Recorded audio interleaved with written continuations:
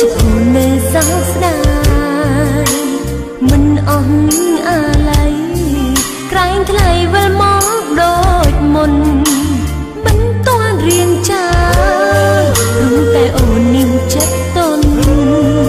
នៅទទួលស្នេហ៍ដូចមុនដូចដដែលវិលមកណាបើបើចិត្តមកនៅស្រឡាញ់អូនស៊ូចោះចាញ់លំតួអង្វាមីមេអូនបើកបេះដូងលើកទីពីរដើម្បីស្នេហ៍ទ្រាំរណបថ្នមចិត្តគេមិនខ្លាចឈឺផ្សាទុកពេលវេលាសម្រាប់បងចង់ក្រោយបងអង្គហើយប្រជាវា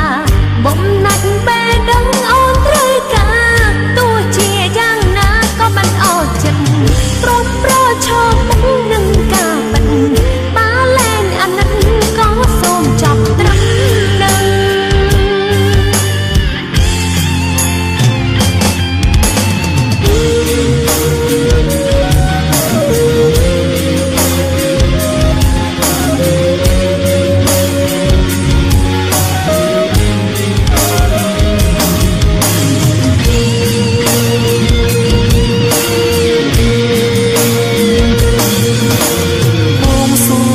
ចងស្នេហ៍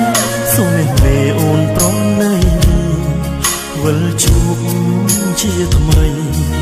អរគុណដែលស្រីមេត្តាបងមានកំហុសដែលដើរចេញពីស្នេហាទុកឲ្យកុលាបឯកាស្រពោនម្នាក់ឯងទុកពេលវេលាឲ្យបងផងរឿងដែលកន្លងវាគឺជាផ្សែងរួមរិទ្ធចិត្តអូនឲ្យជ្រុំបែកគឺបងខ្លួនឯងជាអ្នកគិតធំបងសូមសារភាពគ្រប់កំហុសវិលវិញដោយស្មោះលើកទុំឲ្យបងផងវិលវិញជួបជួនជួបរូបអូនដូចត្រីមុនរឿងទុកទីរុនជាមេរៀនជីវិតបងលុបលៀងឲ្យអស់រាល់គំនិតដែលខុសឆ្គង